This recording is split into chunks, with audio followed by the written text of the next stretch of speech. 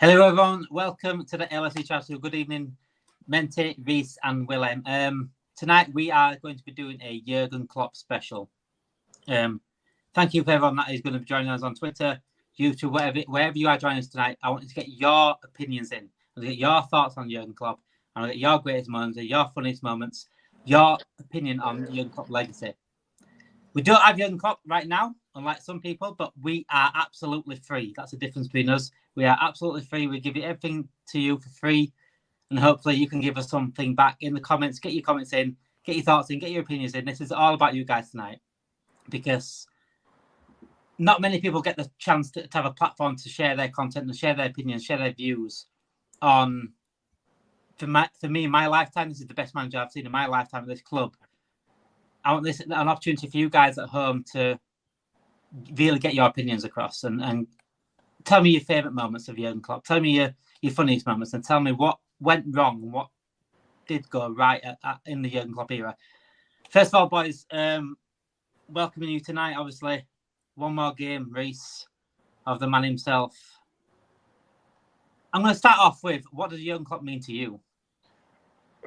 Similar to what you said, in my lifetime, he's probably the best manager I've seen for Liverpool. I wish personally I got to meet him, or I got to in that time. I haven't really been to a game to watch certain teams when we had the Manes, the Bobbies, in that time to see them play. But I can't speak highly enough. Like he said when he came in, he's the normal one. He's very humble, very like a human. Even though he's like a massive manager, massive personality, you can see with the players and even with the fan base how he just connects, where it's like that family kind of bond. And a lot of the players, it's like that father-son kind of relationship. But I can't speak, like I said, highly enough. Like same as William, it hasn't really sunk in to me yet that he's leaving until when he actually leaves. Because obviously he's still here. I haven't really processed it like properly, like how everyone else, how the rest of the fan base have. But I think it's safe to say we're being spoiled, aren't we? So absolutely spoiled under this manager. Tanya says hi, guys. Hello, Tanya, and get your opinions on Tanya. What's your favourite Jurgen Klopp moment? Is there a funny moment that you remember? And what is life going to be like after Jurgen Klopp as well? Menti, give me your initial thoughts of the impact that Jurgen Klopp's had on this club. Do you think? No, I gotta agree with you guys in terms of him being like the best manager, obviously in our lifetime. I mean, he's done wonders. Like after the Rodgers era, like I'm not gonna lie, I didn't expect him to be as good as he is. After coming off of those 2 Bundesligas, but I mean, as a fan, all you could do is like thank him for what he's done. But yeah, I mean, me as a fan, but I'm also ready for the new step as well, because we all knew this was gonna come. It's just like crazy that it's this Sunday now. But yeah, I mean, thankful for it and excited for the new one. Willem, grief is a big thing to deal with, and one part is acceptance. At some point, are you getting to that stage yet? Are you not quite there yet? I thought I'd gotten to the acceptance part quite a while ago already, but I think the fact that I'm not processing that he's going to be gone after Sunday is also kind of me misjudging my acceptance, if that makes any sense. What he's meant for, I think same that you obviously said at the start as well. In my whole lifetime, there is no manager who's made me experience these moments. Apart, I would say the only exception I can make is Istanbul 2005, and I was still incredibly young at that time, and it barely actually processed as when it happened in the moment. And I think the best way I always describe it to my friends is more the reason that is basically using the quote from Klopp saying "I am the normal one" is the reason why he is so special. That he acts around as if he's normal. He acts around as if he's known everyone in his life, really. He just treats everyone normally. He's not like football and fame hasn't really gotten to him in another sense as well. He wants to be the most normal human being possible, which is what's made him so special, made this year so special. To manage a club such as Liverpool, it takes a very, very special, not just a manager, it takes a very, very special person to have that connection the way he got it so quick. And I describe him as one of us. And I think that's the reason we got him straight away. And it allowed him to grow easy. I think it allowed him to go easy. The connection he had straight away allowed him to go easy and allowed him to make us one of the greatest sides, our league's ever seen. John says here, one of our favourite memories is the game against Norwich when Klopp breaking his glasses. It was a crazy game, but gave great belief. Guys, get your favourite moments in, like the Klopp breaking the glasses. That's an absolutely hilarious moment at the moment. Paul says no tears on Sunday. I think there's tears every day at the moment. Well, I'm watching Liverpool at the moment, Paul, so I can't promise that at the moment. Barcelona win 100% for your favourite moment. Best moment, pulling the hammy and serious moment, Barca 4-0. Pulling the hammy is definitely up there for me. I think it sums up Klopp. Too many 5-0 Old Trafford. Barcelona Dortmund 7-0 winning the league. Bringing the youth to the first team, another great thing that he has done. Klopp sprints to Alisson when Origi scored against Everton, obviously. Love the man, a legend. I'm 56, seeing great moments from 1981 when I started watching Liverpool. But I'm looking forward to Slot's 4-2-3-1. You know what, Cameron? You're going to be shocked when Slot comes up with a 10-0 formation and you don't know what to do with yourself. But Jurgen Klopp, boys, Jurgen Klopp, unbelievable moments. Like have already been said there in the chat, the Barcelona moment, obviously one of the greatest moments we've seen at our club in the last 20 years. The 5-0 at Old Trafford, unbelievable. What's your greatest Jurgen Klopp moment, Menti? What is your greatest? That's been the greatest. I'll give you two just because I can't pick. One would be when we won the Champions League. Obviously, I just think winning the Champions League is just like that was like dope as a fan. Just because I wanted bragging rights because it's just been so long. That was one of my favorite moments. And then the other one would be what year was it? I think it was 17-18 when we played City in the Champions League. Those two legs, my days. That was like when we won the first game 3-0 at Anfield, and then Bobby Firmino scored those 2 goals in the second leg. I was like, okay, we're in good hands. That's when I was like, okay, Klopp is like the was one. that like the moment you thought that's it? We've got this manager now. Yeah, that's when I was like, oh shit, like this is gonna be good. And then the next season was like one of our best seasons, and I was like, oh my goodness, like that just gave me a glimpse of like what we could be. And then obviously the following year was amazing. So for sure that game was big for me as a fan, just because I just seen it. I just seen what Klopp's been saying from like the first press conference to that point. I was like, holy, this is actually gonna happen. So that would be my 2 best moments. Reese, any of those up for you?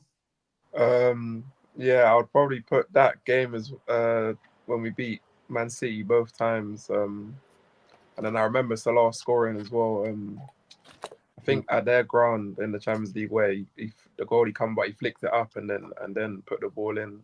The Origi score celebrating with Alisson.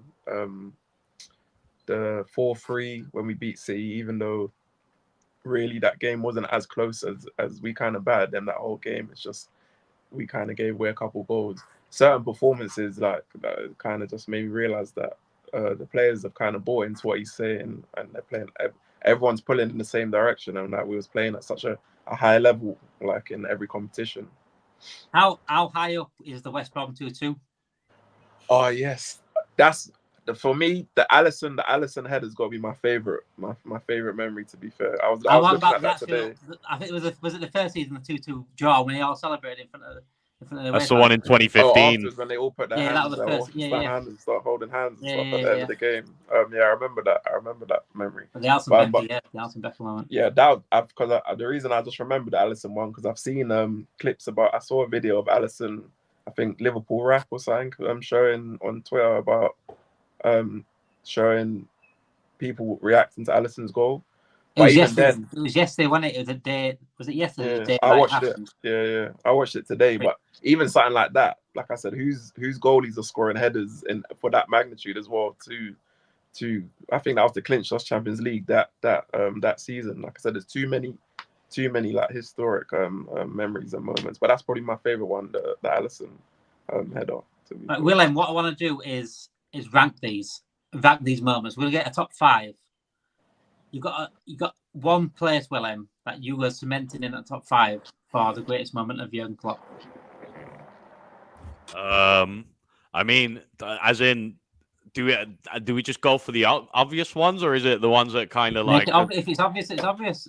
We'll all agree together. We'll all agree together anyway. The top 5. All right, let me do it in this sense that I'll give one for the ranking, and then I'll just give one of my personal favorite, like kind of his press conference moments as well, which I always love seeing back. They could be up there. They could be up there. Nah, but I don't think it'll be a top 5 one, but it's just more one of my personal favorite ones. For me, I think the 4-3 City game definitely has to be in the top 5, not in the top 3. I would put it in the 4th or in the 5th position. But I think that was, for me at least, under Klopp, that was the game where I really felt, because we were going up against an unbeaten City at the time. No, they were on point. They were literally on the road to go even further than the Centurions that they ended up becoming that season. Looked like they were not going to be beaten throughout the whole season. And we absolutely wiped the floor with them. And that was just a moment for me as well that showed me, okay, he's instilled a mentality of no fear into his squad. And he's just going to go for it, regardless if he's got Lovren and Matip playing at the back instead of Van Dijk, who he just signed at the time but couldn't play. He still just went for it, balls to the wall. Indeed, like Menti kind of said, we kind of threw or I think it was Reece, sorry. Like at the end, obviously, we kind of gave away the silly goals, and then it kind of made the scoreline a little closer than it should have been. But I think that's one of the true moments as well, where I truly started believing we could do great things like win the league and the Champions League again from that game going onwards. And on the side note, just one of my favorite presser moments is when he had the translator on during one of the Champions League press conferences, and he was so impressed by the erotic voice that he kept asking for more. It just does me every time when he's just there. He goes, "Wow." And who was it? Was it the Villa? Was it the Villa reporter who, like, what did you say? Like, it's such a strong Birmingham accent. That's the other one. There's also that one when it was, yeah, you know, Jurgen Klopp's an absolute, like I said, he's an absolute character. He's more than just a football manager, and there's certain moments throughout. It's not just on the pitch; the press conferences, the moments outside off the pitch as well. Some incredible moments. Paul says here, seeing Pep Guardiola on his knees when Salah was goal in Anfield. Was that one why he turned Cancelo? I think that was the Cancelo. I think that moment made him more amazing when he lost his dad. Liverpool played there to win the scores 1-3 against Villa in the second half. Here, we're not going to talk about the Villa game. 7-up against Man United. That is definitely got to be up there. What's better, Reece? Which one would you put in the top 5? 7-0 against Man United or the 5-0 at Old Trafford? Ooh. I think most would say the 7, but I'm gonna go with the 5 because I think at that time it was more challenging for the league that season, and because it was at Old Trafford as well. I think who was in the stands as well. I think Ferguson was watching and Dalglish was watching, and they showed a clip, I think, of Ferguson. And you could see how embarrassed or red his face was. He looked like he was kind of fuming, and then you could see Dalglish just laughing and all giddy and stuff. Yeah, I'll probably say the 5-0 because it's at Old Trafford. But both, I'd still put both up there. But yeah, more lean. And the walkout as well. The Man United fans walking out, and then obviously the clip of Fergie. Iconic moment. You know what? I might let that 5-0 get in over the 7-0, if I'm honest. The 7-0 is more impressive, and I think it was hilarious at the time because it's like we were shit. Yeah, it was just kind of a freak result. Yeah. I think at 6 and 7, I watched it with my dad, and at 6 and 7, we just started laughing. Yeah, it was just funny. It got funny. At first, it was just like, you know, cheering everyone, but at 6 and 7, 8 and G, I just started laughing. But I would put the 5-0 in there. I don't know if you guys agree. We'd put the 5-0 up there in the top 5 instead of the 7-0. I agree. We can do that just because it's at Old Trafford. Are we agreeing that Barcelona one is just cemented number 1, number 2, number 1?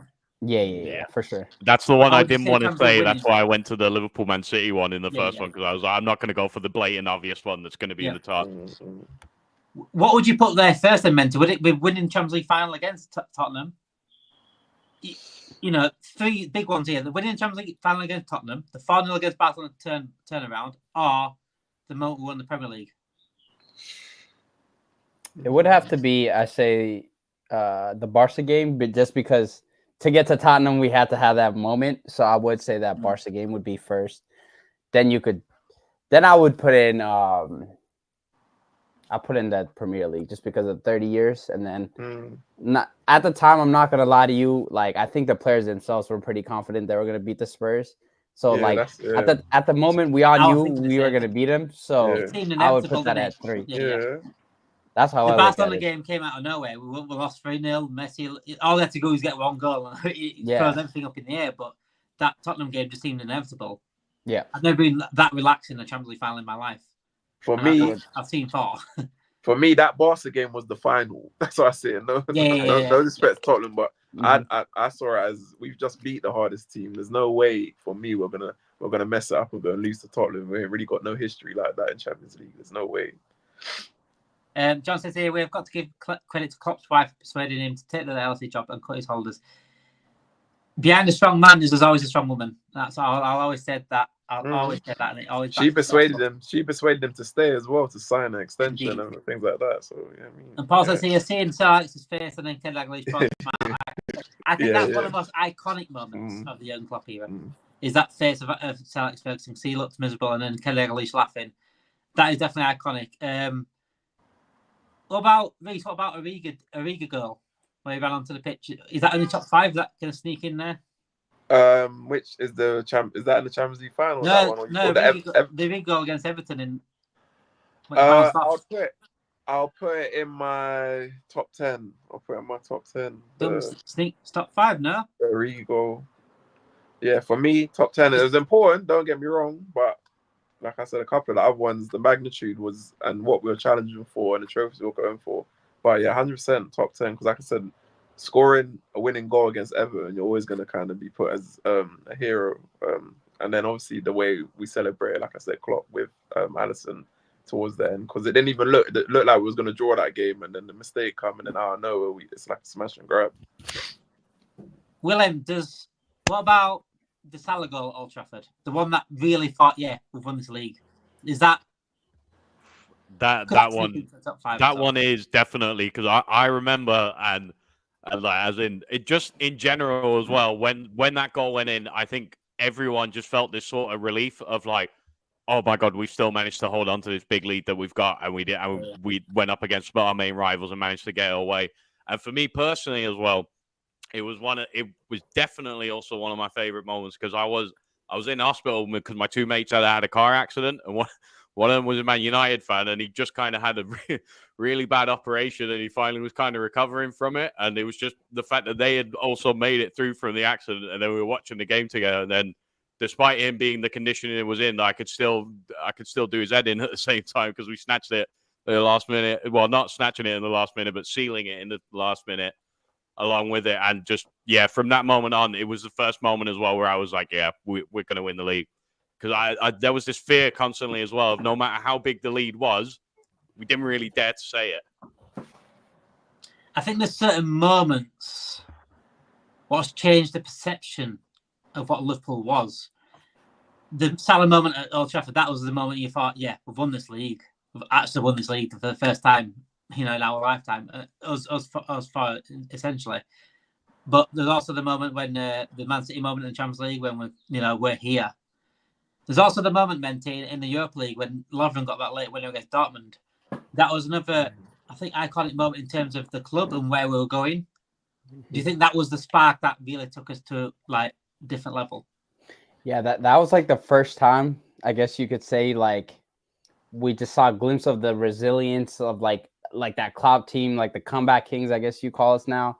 Like, what were we? We were down 3-1. I remember we draw the first game, and then we're down 3-1. It was just like Coutinho got one back, and then it got to a certain point of that game where it's like, as a fan, you had belief that they were going to come back, and then to actually see it happen for the first time, it was like, whoa, okay.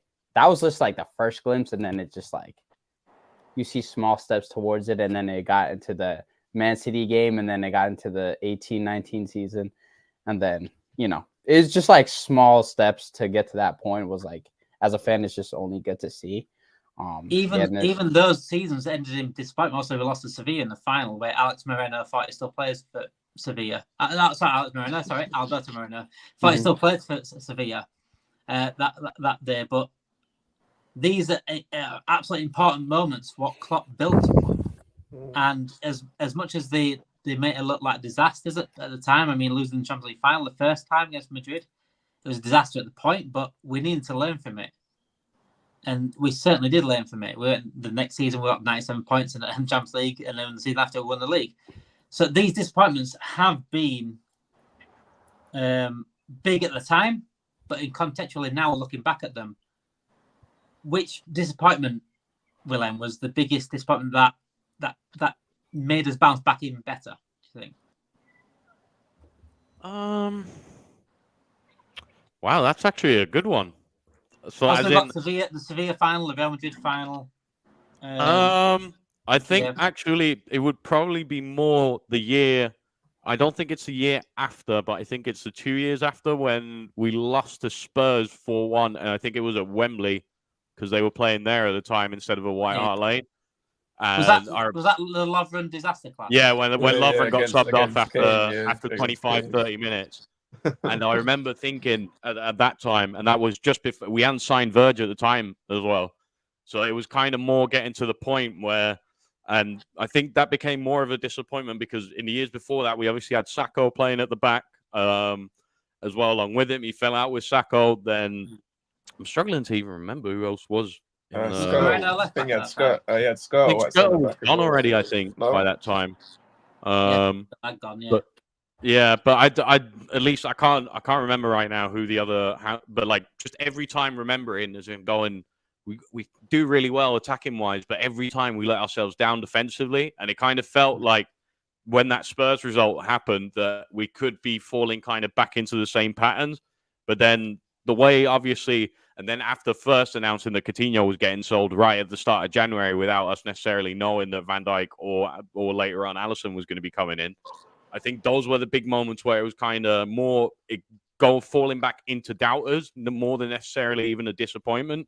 And then again, just being able to turn it around, making those tweaks in his system that we became a lot more stable defensively, and then pushing on for the greater things of reaching the Champions League final that season. Then after obviously getting the 97 points, winning the Champions League, then winning the Premier League, and then so on.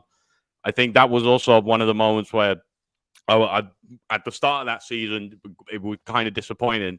The way it ended in us just solidifying fourth again to get the top four and reaching that Champions League final, which at that point, at the start of the season, no one would have expected us to get to the final.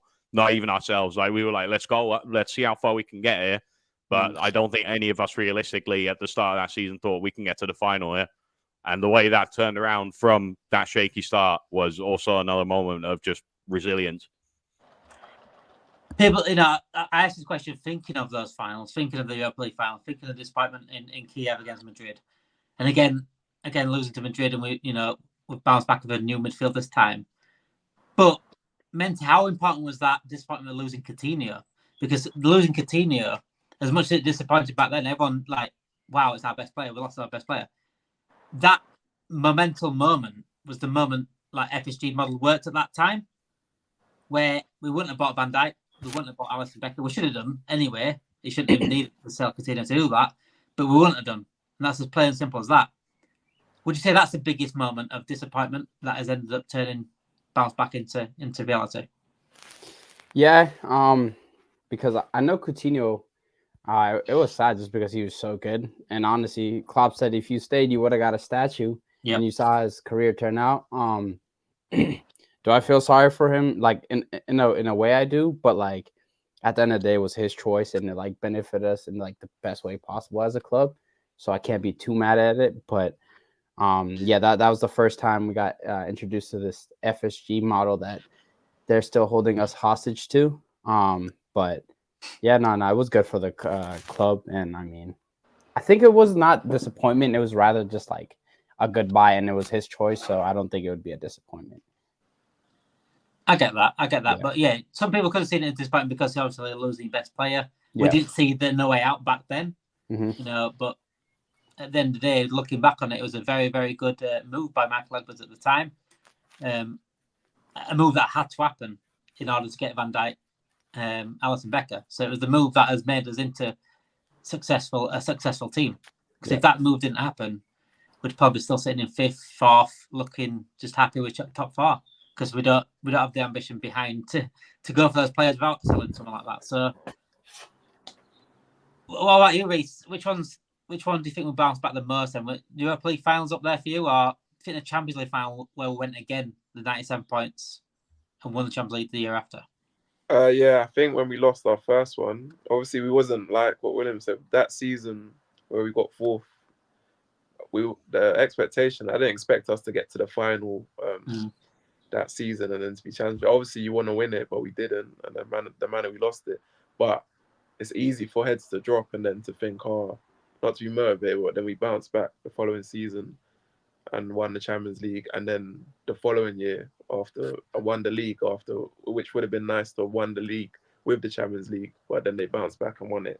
So that would be my. Bounced back from the 1 point loss, wasn't it? Well, yeah, the 1 point loss. Yeah. League double Champions League. Exactly. Yeah. So I think Jurgen Klopp's moments at Liverpool have been about resilience. I think definitely a word that we should be using all the time with Jurgen Klopp. Resilience and funnily enough, Brendan Rodgers' favourite word, character, because we showed a lot of character under Jurgen Klopp. Brendan Rodgers might have used the words a lot, but we didn't show much character in that time.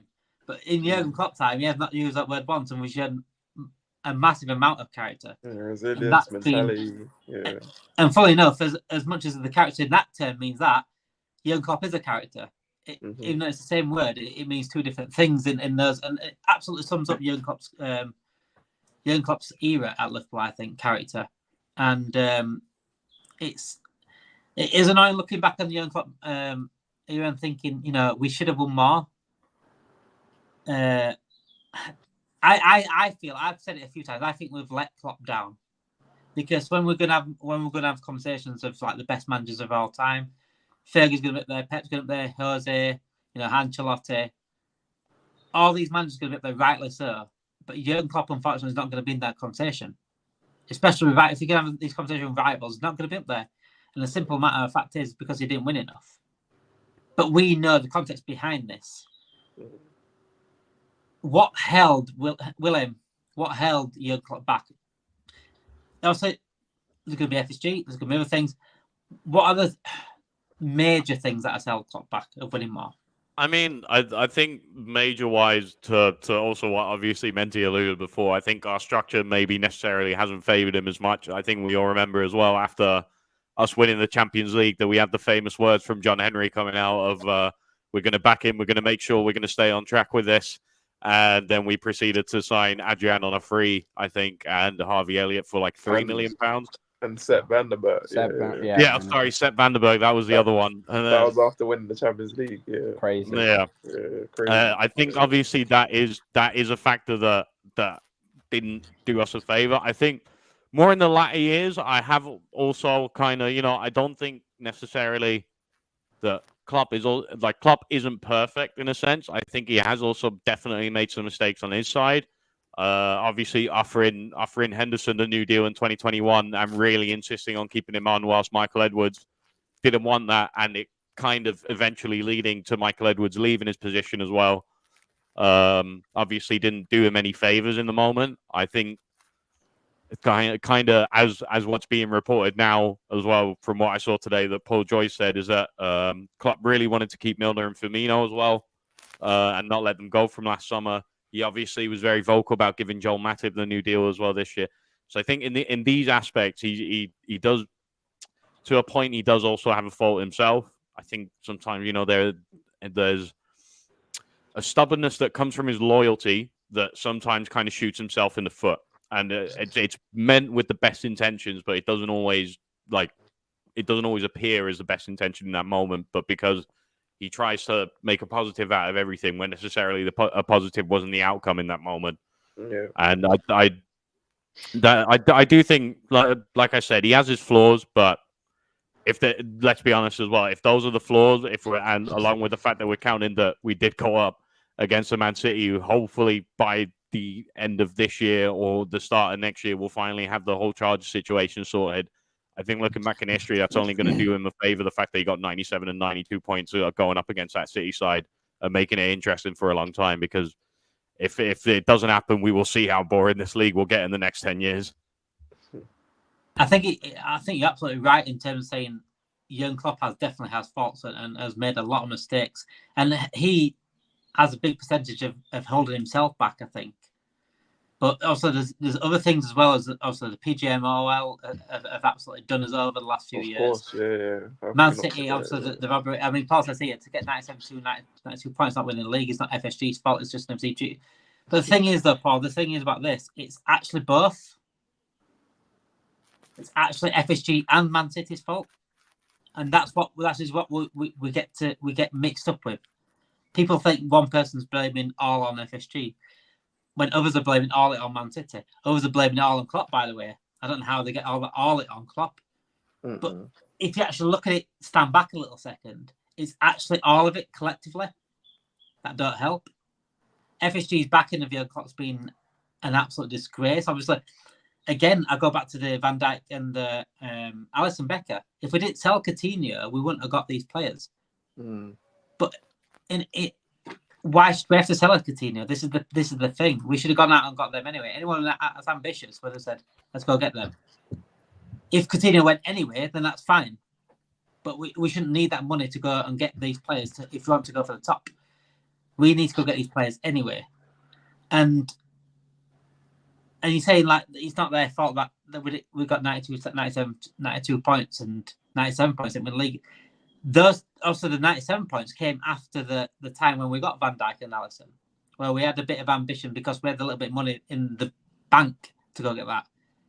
But other times where we've just held back the money, and it's hurt us. It has hurt us, whether we like it or not. It's absolutely hurt us. Not getting a DM this season has absolutely hurt us. Not addressing certain situations, not addressing midfield for 5 years, absolutely hurt us. Not replacing Lovren straight away, absolutely hurt us. And that's not on City. City didn't go tell us to go get Van der Berg.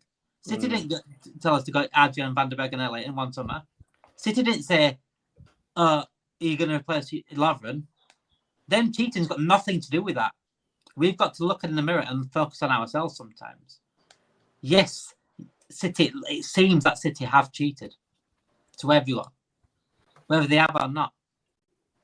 And I always say, I don't think if City didn't cheat, I don't think we've got to the levels we got to anyway, because they pushed us to a different level that I've never seen in the Premier League. You know, and Man United cheated in the 90s and 2000s, but people tend to forget this. You know, it's all collectively a reason why we didn't win more than Liverpool.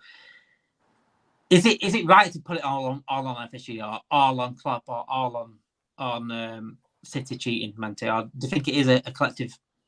No, I agree with you. It's a collective of like everything put together in terms of coaching.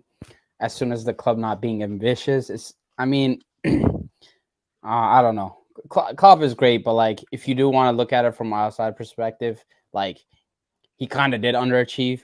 But for us and for as fans, I think he did like amazing. It's just like the last 3 years, you could see like a significant decline.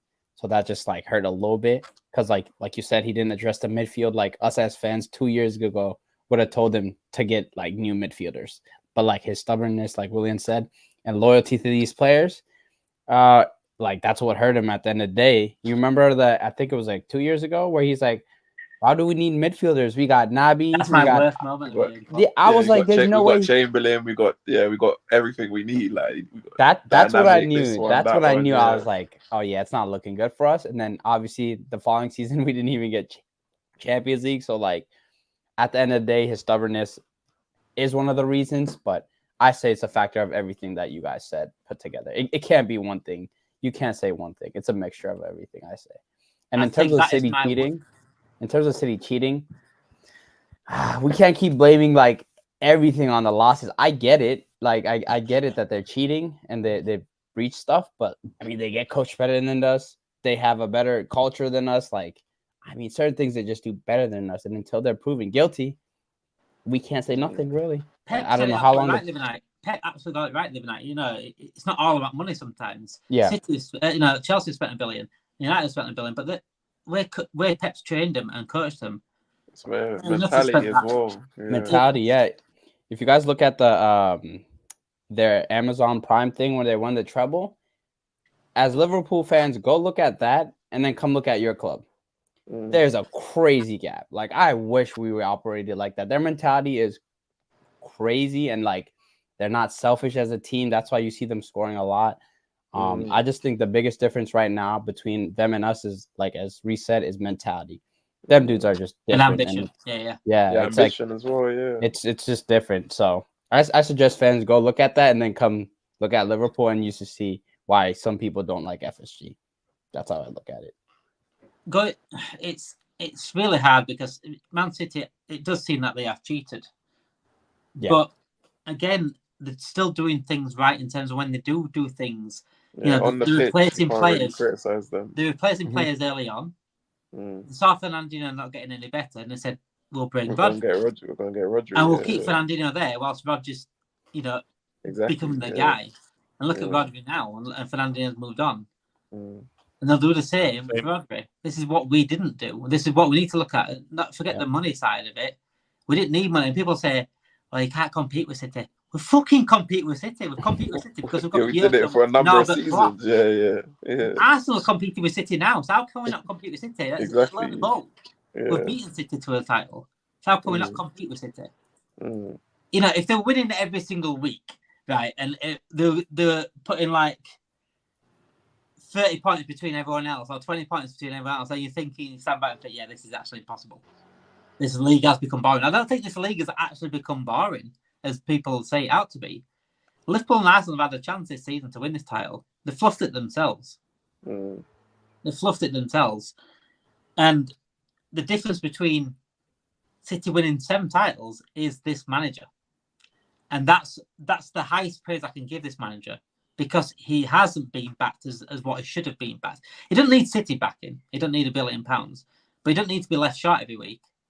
He's a plumber without a wrench. Sometimes he can fix the toilet with his hands. Sometimes he can get that lump of shit out with his bare hands. But sometimes that wrench needs to just fix it up a little bit more. And when, he's fixed several toilets with no wrench. But sometimes that toilet that needs that wrench to make it a little bit tighter. Like what you said. Have a flooded bathroom. Like what you said, Damon. When we shouldn't have had to sell Coutinho to get Alisson and Van Dijk. Should be able to keep Coutinho and get Alisson and Van Dijk. You know what I mean, if Coutinho went, that's absolutely fine anyway. But our aim should have been, right, we need Van Dijk, we need Alisson. If we want to win this title, we need these players in. And this is why we haven't done that in the recent years, because we haven't sold Coutinho. This is why we didn't bother with Caicedo until the last second. These game-changing people. This is why we didn't bother with Bellingham. Because we didn't sell a Salah. Even Lavia was messing about, like not really trying to pay the money. We're trying to lowball like Southampton and said, just pay the 50 million. We needed DMs. Pay the money. It's happening now with Slot. We're holding back on 2 million because we don't want to pay staff. It's finally Slot thing that been announced. We're always trying to save as much as we can. It's scrimp and scrape. Penny pinching. And I think that's what takes the Jurgen Klopp a level. This is why Jurgen Klopp should be in the conversations with Pep, with Fergie, with Jose. Maybe not Fergie and maybe Ancelotti, because they're different level, as in like what they've won, and maybe Pep.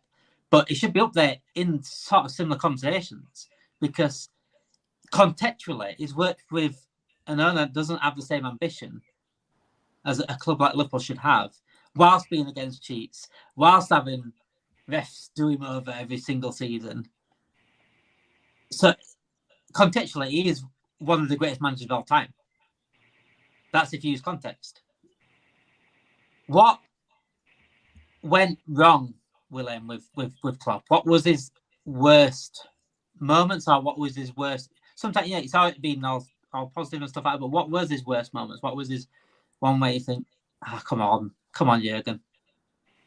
I don't really think it's necessarily his worst moment, but it's more, I had it very much last season through the spells we had through January and March, where and again, I don't even think it's his worst moment, but it's more, I think, at least for me personally, it deflated me because he personally was so deflated by that point. And it was basically the same that we argued. It wasn't not addressing the midfield that we had to address at that point. Him obviously publicly kind of saying we don't need it, it's all fine, it's all good, but then we panic signed Arthur Melo by the end of it, who never ended up playing. But more just the fact of how drained he was, and I mean it's even the same now when you look at him. Like I have gotten kind of to the point. I think someone said it in the comment as well earlier, where they were like, Tuchel's done a U-turn, Xavi's done a U-turn. Would you want Klopp to do a U-turn? And actually, personally, I don't want him to do a U-turn because I feel as well that the job has actually taken so much out of him, and it's just also getting to a point now where actually, like he said himself, he's run out of energy. There's no way that he can keep on doing this for another 2-3 years, and just kind of from like the signs were kind of coming there. But again, it's not even a worse moment. It's more like kind of I was slowly already getting to the point of like he's not got long left. I just didn't expect it to be this soon already that he was going to leave. And for technically, I'm going to have to class that as his worst moment because I can't really think of anything around it, and it's not even a bad moment. I think in the last 2 years, I think it seems like he's in a job that I don't want to be in. You know, when you're in a job that you don't want to be in, and you're just giving up. You've got no energy. You got no to give to it anymore. But in recent weeks, he's sort of picked up a little bit perky a little bit because he's sort of coming to the end of that job, isn't it? It's like he's noticing. He's a bit happy to see the light at the end of the tunnel. He definitely needs that rest. Yeah. He's earned that rest. He's definitely earned that rest. Paul says here, playing Hendo and Fabinho at centre-back was terrible, but he had no choice to. He had no centre-backs. He went into a season with 3 centre-backs, 2 of them being injury-prone, and we've cried about injuries. He had no choice but to play him at centre-back. And it actually worked at centre-back, them two. Them two actually played well at centre-back together, especially Fabinho. Yeah, because if not, it was going to be... Fabinho worked, not Henderson. Hendo was hard. That was hard. No, I think it was at some point Hendo as well, wasn't it? Because then Kabak got injured, and Ben Davies, the fake one we got, wasn't good enough. What helped that season, I think, was when he put, I think it was Phillips and Reece Williams. Obviously, Reece was not that great, but for me, when you ain't, obviously, I understand that he didn't get back till they weren't trying to give him the player right now, but for me, if you ain't got no one and you're down to your bare bones, I'd rather just play a youngster who can actually play centre-back, not try and put someone in to do a job like Henderson. Fabinho is one thing because obviously he can actually play centre-back, but Henderson, it's not.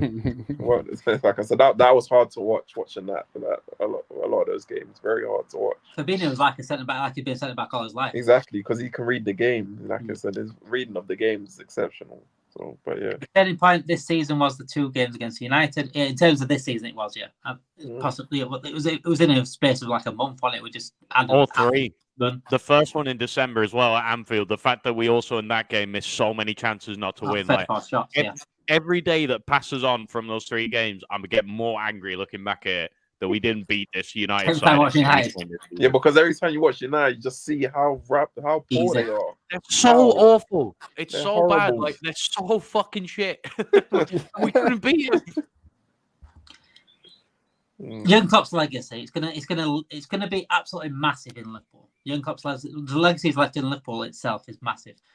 Not just on the club, but on the city itself and the people of Liverpool. And us as Liverpool fans, I know we're not from Liverpool, but the legacy he's left with us is incredible. Like, a connection that he's had with us, the fans, and we get him.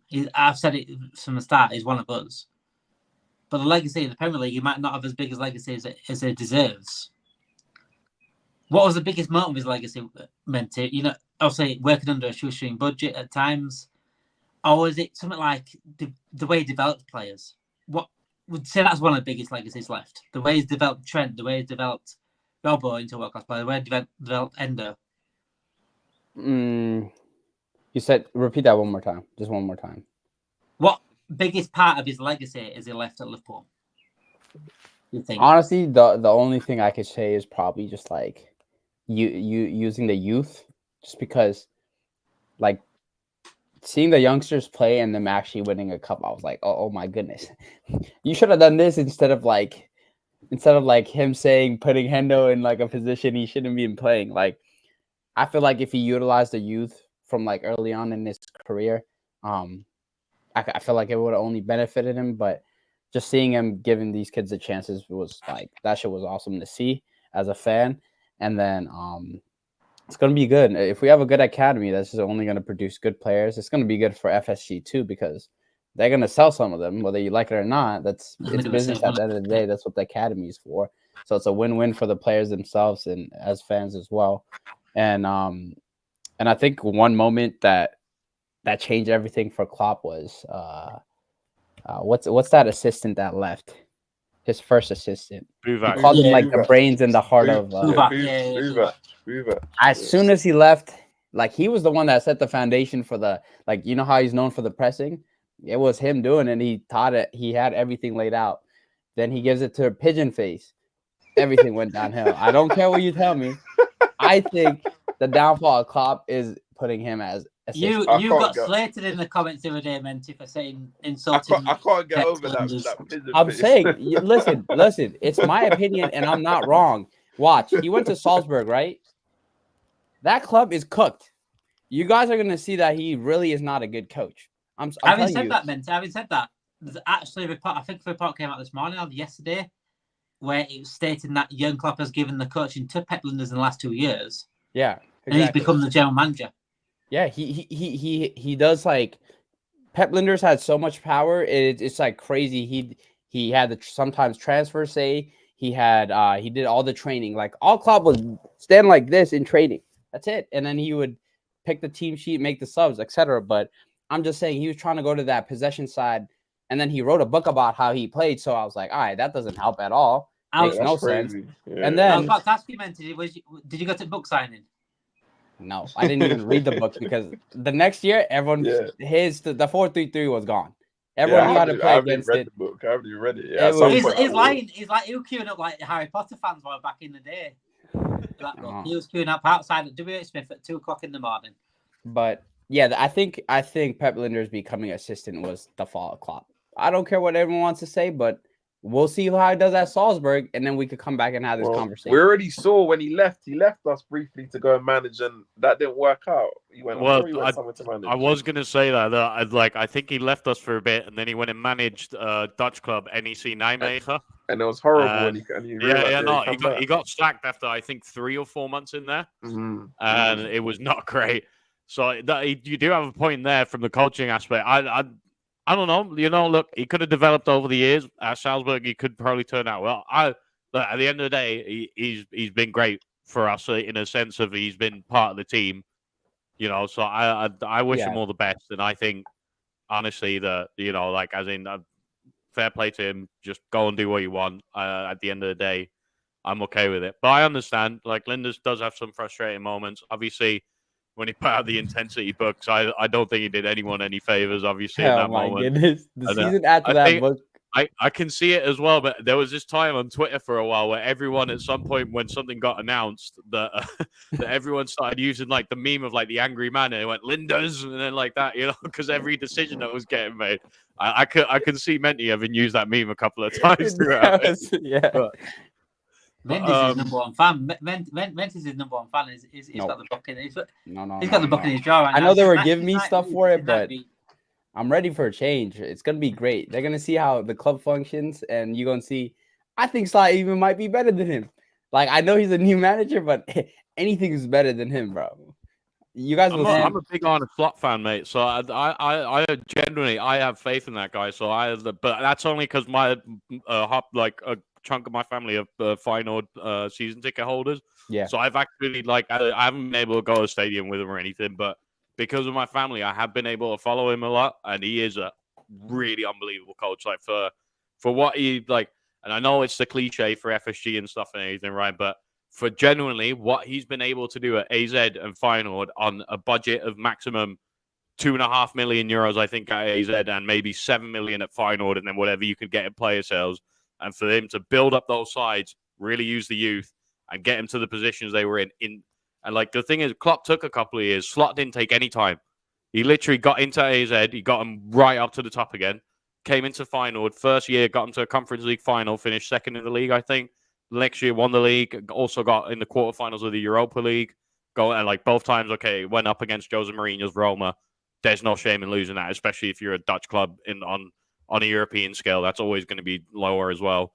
And I just, I really do think it's going to be a nice fresh breath of fresh. I don't know what the expression is, but I think it's going to be. You got it right. Breath of fresh air. You got it right. Sorry, breath of fresh air. Sorry.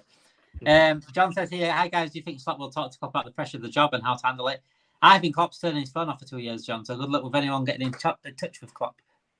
Especially if he sees Klopp's name come on the phone, I think he'll end up chucking it in the sea or something wherever he is. I don't think so, man. I think if he reaches out to him, I think the type of person Klopp is, I think I think it might give it time before he does. Obviously, yeah, maybe not straight away, but I think he'll do that. Give him the advice, let him know the lay of the land and whatnot and stuff like that. Gorilla time is going in here. Who cares about Klopp? Good manager, not legend. Don't make him into a god. He should never had played this out the way he did, onwards and upwards. I think Gorilla's ready for a change. It must be good time. It must be ready for change. Do you guys expect a drop off in the performance of the first year? This is what I wanted to talk about in the last bit of tonight's stream. If you are joining tonight's stream from Twitter, YouTube, come on to YouTube if you want to follow us a bit more on Twitter. Click like, click subscribe, join the channel on our movement, and hopefully we can give you better and more content as well further down the line. And I did want to get on after Klopp. Live after Klopp. Willem, you've already spoke about Slot being an unbelievable manager, and you are excited, and I think we're all excited. There's definitely wariness, but I don't think it's Slot that we're wary of. Willem, where is the wariness in you at all, and where does it come from?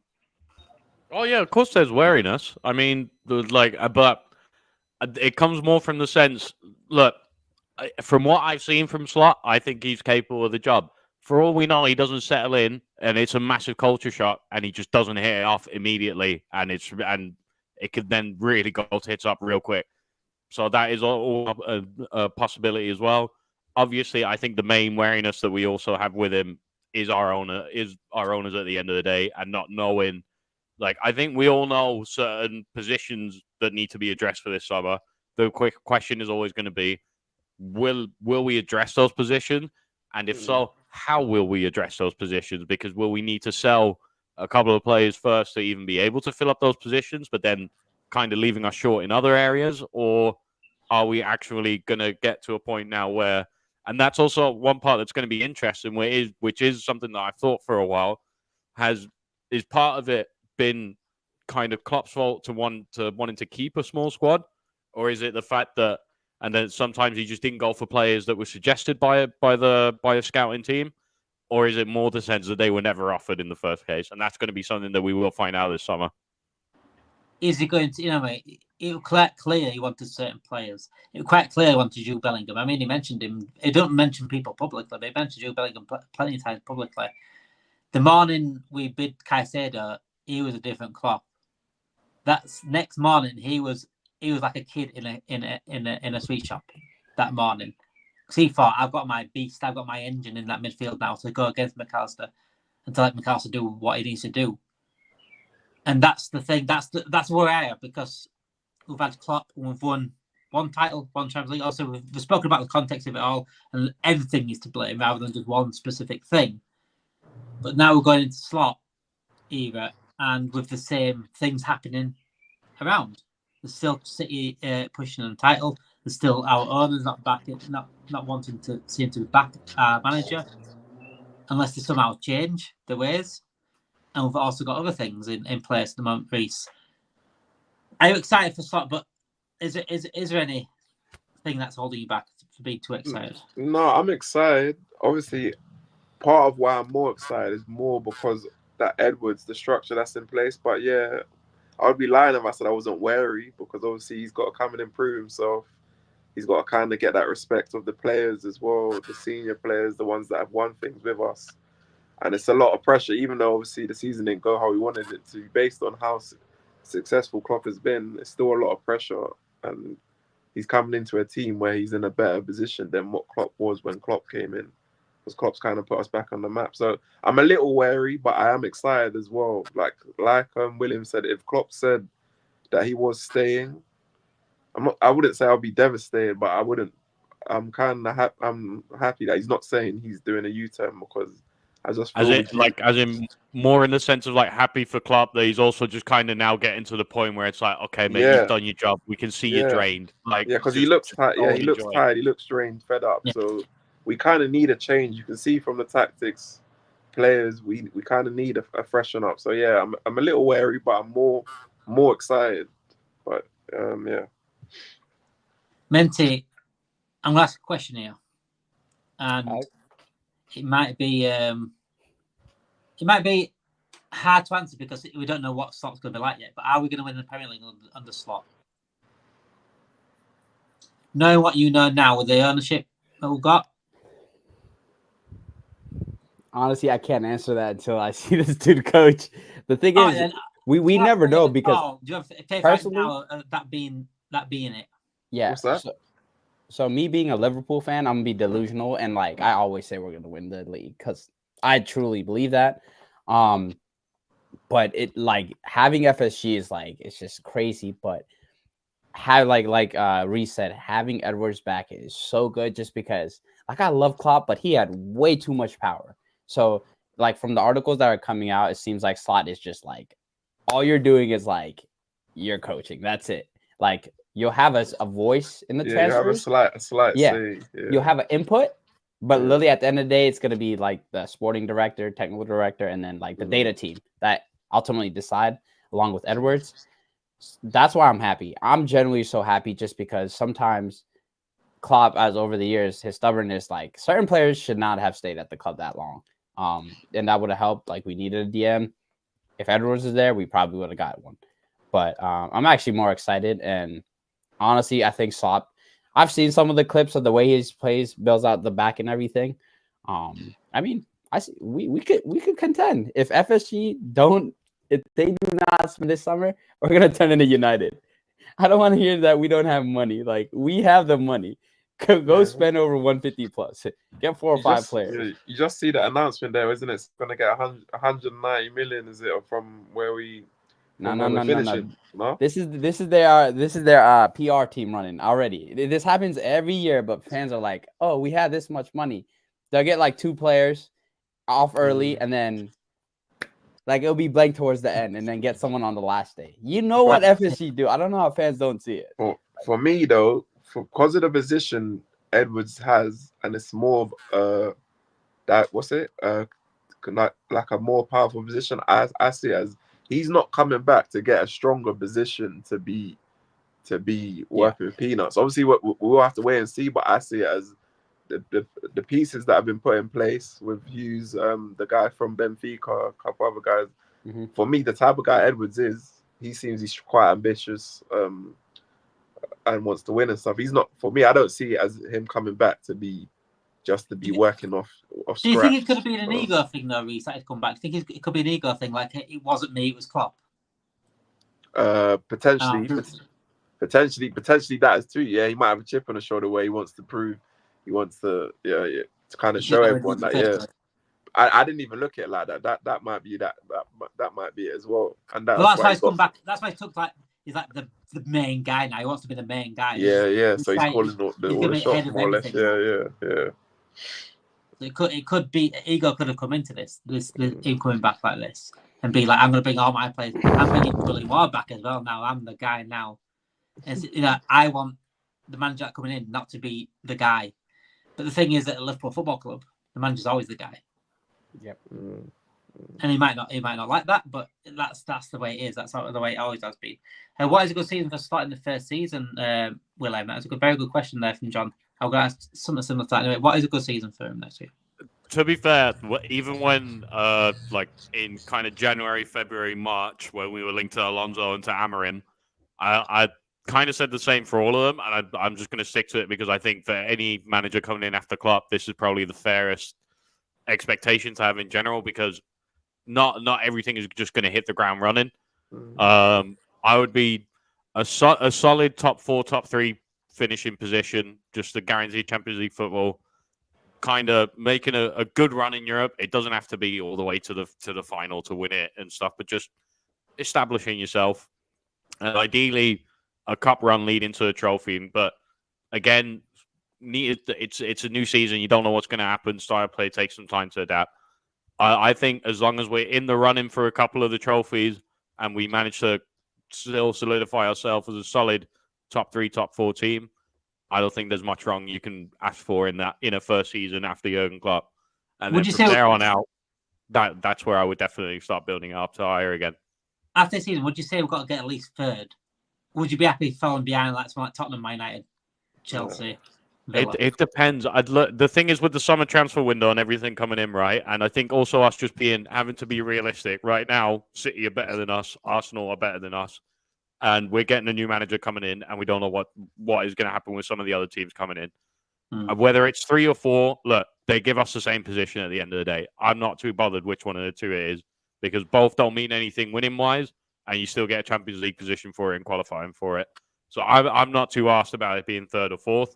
It's more everything else that comes along with it. If he can make a good cup run, if he can go and make a good European run, I have no problems with that as a first season. I think there's only one team right now that I'm looking behind and thinking, they could be a problem coming up. And I think that's Chelsea. Because I think with Chelsea, it's been only a matter of time for it to start clicking. And now it's clicking. They're one of the most formed teams in the league. And with a year of these players together, they're getting together, also they'll again improve in the summer. But I think they've got the players there to really click into gear, and where if they do push for 3rd next season and they do maybe get over us and we get 4th, for example, maybe like a point or something like that, then it's not a disaster. It'd probably be a failure because we shouldn't be dropping. But I think that's the only thing I'm looking back and thinking, yeah, they could be a problem. But in the next 2 or 3 years, Reece, we should be going to that winning that title again. We should be looking to win that title. 100%. For me, next season, I'm looking at being in the top 3 again, comfortably being 3rd. For me, I would like us to challenge as well. Obviously, you don't know. It's asking a lot to say to win the league because it's a new manager. But depends how he hits the ground running. If he hits the ground running well and they take to what he's saying, and he gets backed and gets a good 3 or 4 players, then you never know. But for me, I'm looking at comfortably top 3, challenging and getting a trophy. That's what I'm looking at. Then in the next couple of seasons, yes, without doubt, for me, you need to be trying to get another title or 2 for me. Step 6, because we are talking about next season and life after Klopp. This has been a young Klopp special, by the way, because I think we do feel like it deserves a special whole stream for him personally. But because we are talking about next season and Klopp now, also the latest Gordon news coming out today that we are interested in Gordon. We were interested in a lot of players. I don't know if you ever noticed on the FSG, we've been interested a lot. We're interested in Bellingham for 3 years. But Newcastle have no intentions of selling him right now. As according to David Ornstein, that came out today. David Ornstein's also said that Diaz doesn't look like he's going anywhere. He's happy to stay. Nunes doesn't look like he's going anywhere. So this Gordon thing, I don't think has legs meant to do, because if Diaz and Nunes stays, why would Gordon be an option? Yeah, I don't think we're gonna get Gordon just because they're tagging him at like 100 mil. Don't get it wrong, he's good, but 100 mil is crazy. Yeah, that's crazy. Yeah. And the new market for transfers is like just different compared to how it was before. But I feel like, knowing FSG, there's gonna be a player that fans like that will be sold this summer. Like, it could be literally like Jota. I think Jota might be sold. It's gonna be someone that just stays quiet to themselves. But knowing FSG, they did the same thing with Coutinho. They're gonna have to sell. If we're going by their model, they're going to sell someone we like to fund. They say they have 190.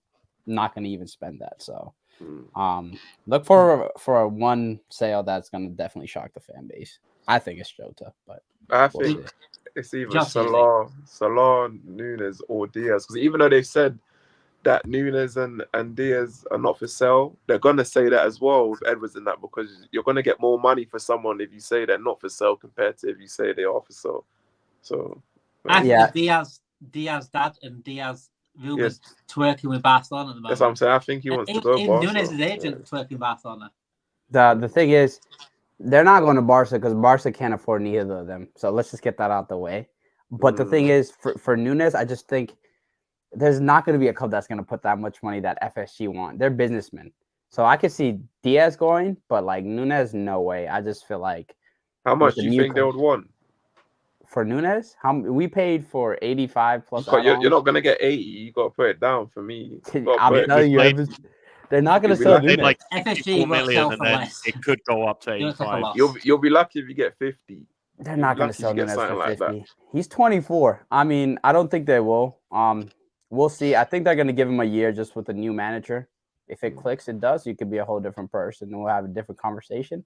If not, he'll be 25 next year and they'll sell him. but I feel like it would be easier to sell a 27-year-old Diaz that's twerking for them.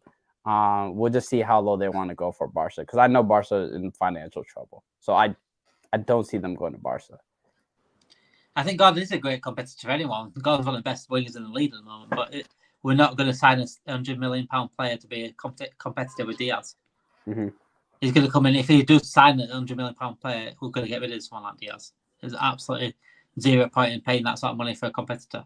In terms of next season, Willem, then, which 3 current players should, if Slot does come in, if it is Slot that is coming in, should Slot build around? And would you tip him to get someone also to build around? To build around, it's Trent, McAllister, and I mean, the thing is up front, like, up front, all of our guys are kind of already slowly getting to the prime age, and I honestly wouldn't be able to pick any of the frontline guys right now to kind of say we got to build. I wonder if you're thinking the same for me. You've only got 2.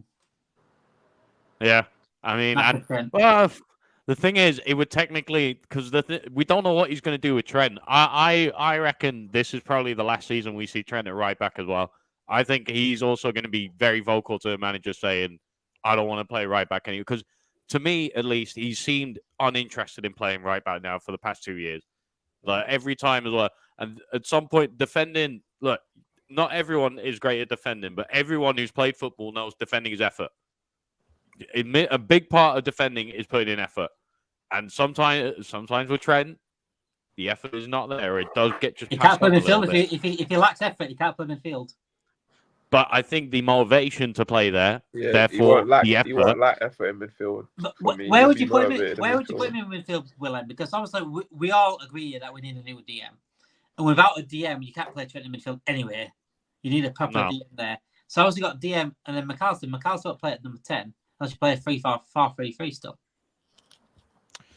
Yeah, that's also kind of the thing I've been thinking about, because everyone talks about him moving to the 4-2-3-1, but I can also see him just turning it around to a 4-3-3. It's not the biggest it's not the biggest transition you have to do from that formation to a 4-3-3.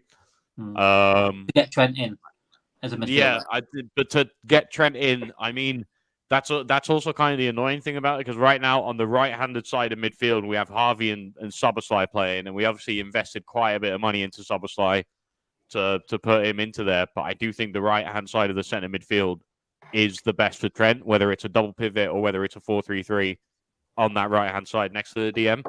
But then it also kind of leaves the question that if you put Trent on the right-hand side, you're definitely putting McAllister into the left-hand side, because all of us would rather see him play as an 8 than play as a 6. And then the question becomes, you've got Endo behind, but we kind of do need another DM, because Endo is going to age, and it's going to show at some point. It's really going to show. So that's also, so that is also kind of thing. And then Szoboszlai does play left wing, so that could be a solution for it. But then we get to the same point again of kind of selling a player, getting the funds in, then maybe not really knowing what we're going to do with those funds, and then we're going to move one of our midfielders to the left wing. So that's also kind of a thing we're going around. And then not even mentioning it, but Harvey Elliott obviously as well. Harvey Elliott's been brilliant these past couple of months, and then so we've got. It's almost like now we've gone from having a lack of midfield options. Sorry, that's my fair player, Harvey Elliott. No, Harvey Elliott's brilliant, but like at the same time, he's been really good and he's developed really well over the years. But as in, would I say he's one of the players to build around? Apart from Trent and McAllister, those are the 2 right now I say build around, because obviously you can't say Verge due to age, and you can't really say Salah due to age, or Alisson, but you're not going to build a team around a goalkeeper. So then that kind of just also leaves it. Apart from those 2, I can't really name any of them where I'm like, I'd build it around. And I think if we play 4-2-3-1, we've got to have Mac next to a proper DM, like he was at Brighton, and Harvey Elliott at 10. We've got to. That's what I want to see. Yeah. And no, I think definitely. Harvey an absolute player at number 10. That's position that he needs to be in, number 10, because he played okay at right centre mid. He's played okay at right wing, but his best position where all the defensive effort would be off of him a little bit. He's very good to get him back and things like that, but he's not physical enough to do that as well. He needs a little bit of a free role in that middle, and that's where Trent doesn't come into midfield for me. He stays at right back, and I think if McAllister and whoever the DM is do put the work in, a proper DM will help Trent's advancing upfield massively. I mean, that's a big reason why there's massive gaps. In reality, it's such a shame that Trent's actually, in some way, he's come like 20 years too late, because if he would have played on the right midfield in a 4-4-2 back in the day, kind of like what David Beckham used to play, we would be talking about a Premier League, like solidified Premier League icon. But because football's changed so much over the period, we kind of had to make him a right back. Or like a 3-5-2, like a right wing back. That's what I was going to say. If he stays at fullback, for me, it has to be wing back. It can't be normal right back. It has to be wing back where he's further forward. So it's more kind of thing for me.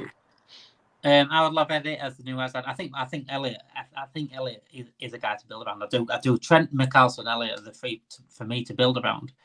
But again, if Slot does play that 4-2-3-1, I think Elliot needs to be 10. It'd be nice to keep someone like Carvalho as a 10, but I'd like to see Elliot at number 10 and maybe like alternate with someone like Gakpo, for example, or a Soboslai. You've got plenty of options, by the way, to play that number 10. And people look at like Florian Wirtz. We don't need Florian Wirtz. We've got Harvey Elliott here for me. It'd be just a waste of money on that. If we were to get someone like Anthony Gordon, it'd have to be a replacement again for Diaz. I think Diaz needs to step up, by the way, and he's found third. Another controversial take I've had for quite a while now, but I think we need a striker, because we don't have an out-and-out, like, apart from Salah, we don't have a guy who finishes a good percentage of his chances, apart from Jota, who's injured. Yeah. But Jota's too injury-prone. We can't rely on Jota for a whole season. And unfortunately, like, Nunes gets the chances, but his chance conversion is too... For us to want to win the league, that chance conversion cannot be what Nunes is putting up in the last 2 years. That's also just being realistic with it. We need someone up top who can finish his dinner.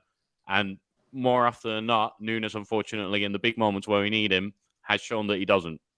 I think Diaz is not finishing. I get Nunes gets the blame, but Diaz hasn't done nothing out there, bro. Yeah, but Nunes is a striker. He was brought in to score goals. I get it with the whole Nunes patience, but we've had 2 years of a sample size now, and we've had the period of Benfica, because he's had only one season to also kind of statistically put it out on that. He's had one season where he's overperformed his expected goals, and that's it. The Benfica season before we signed him. Everything before that, he's always been under the expectations from it. It's been something very routine in his game where the likelihood is over a vast majority of period of time, he's more likely to more often miss than more often score. But he can have a hot season where he will go absolutely crazy. And the thing is, he's not 19 and he's not 20. He turns 25 next month. Like, at some point, potential stops being potential, and it is just kind of what a player is. And that is kind of where I'm at with Nunes now at this point. Okay, for me, I get that, right? But the thing is, we never realized like Salah's misses because he had that covered up by Mane on the other side, and for me, by Mane and Bobby. Yeah, I get it. By those two, right? So now when those two aren't performing, everyone's going to go for Nunes. I get that, but when have we really had a striker that was scoring what we want like that since Luis Suarez? Well, before that, we played a lot. I'm saying, I'm talking about recently. He came into the team. They threw him at left wing. They threw him at left wing. They didn't even trust him as striker, so confidence was already low. Had a terrible midfield. Like, he was set up to fail. All I'm saying is give the kid one more year, and then you can sell him. Before we do go, I want to give you a challenge. I like challenges. It's our challenge tonight. I want you to keep a straight face when you see this comment. If you keep a straight face, you win the challenge. If you don't keep a straight face, you don't win the challenge. We've got Man United fans in the chat saying Banter Club. I don't know if he's watched Man United recently, but I think he needs to start turning the TV on and turn his PlayStation off just for a second and realise the Banter Club is certainly not us. We have had some bad results recently, and the Jurgen Klopp era is ending quite sour. sour taste left in our mouths, but we can look back and think it has been successful with everything into context. You know, we have won similar to what we won the previous years. Obviously, the FSG years, and then the previous years before that, 10, 13 years before that, we won quite similar. But taking everything into context with the Man City situation, the PWMOL, the backing from FSG, Jurgen Klopp has succeeded massively. And he deserves every bit of praise that's coming to him this week, whether it be from media, whether from fan channels like ourselves, whether it just be fans in general. Jurgen Klopp is the greatest manager of my lifetime at this football club, and it's going to be hard, whether it be Arne Slot coming in or anyone else coming in to take over this guy, because he has gone beyond imagination. He's given us our first Premier League in our lifetime. He's taken us to three Champions League finals, the Europa League final, in all that time, getting to 97 points, 92 points in the league, got an unbeaten run that is I say, was it? I can't think, well, like a season and a half on it unbeaten. Exceed expectations of anyone. I said to my United fans when he first came in, I saw a few games of him thinking we're going to win the title, and I said it, and I sort of believed myself a little bit, but even then, you're still like, as a Liverpool fan, you think you're going to win the title every season. And there's always a reality check at some point in the season thinking, yeah, we're going to win the title. But this guy he turned us all from doubters to believers. And that he came in and said that to us. He said that's what we're going to do. And that's exactly what he did. He backed up exactly what he said in that first press conference. He said he's going to win the title in 5 years. He won it within 5 years. And like people say, they say Danke Klopp this week because it obviously means thank you in German. Danke schön. Thank you very much, Jurgen Klopp, for everything that you've done for this club. And I speak for anyone as Liverpool fans that there's not very many Liverpool fans that won't thank you for everything that you've done. And you've made our dreams come true as Liverpool fans, going up absolute disaster, going around Man United fans, going around Arsenal fans, Chelsea fans, winning title after title. And you've given us something, I think you've given us hope as well. Not just in recent years, but you're giving us hope for a better future, making sure we do become the successful club that we are. And we do take over Man United rightly at the top of the biggest club in England and the most successful club in England. Thank you everyone for joining tonight. Thank you everyone for joining for Twitter, YouTube. Make sure you do like and subscribe to our YouTube. Click that notification bell on. We are live every single night. We put our content out on quite a regular basis now. More videos coming out in the summer. Keep your notification bell on for the summer, especially because there's going to be transfer news, lack of transfers. We don't know what is going to happen this summer. So a big summer slot coming in as well. New manager, new era, new structure. Also, the Euros is on as well. So there's big moments coming in the football industry. Make sure you are part of this channel and make sure you are here with us through it all. Thank you everyone for joining, and Danke schön, Jurgen Klopp.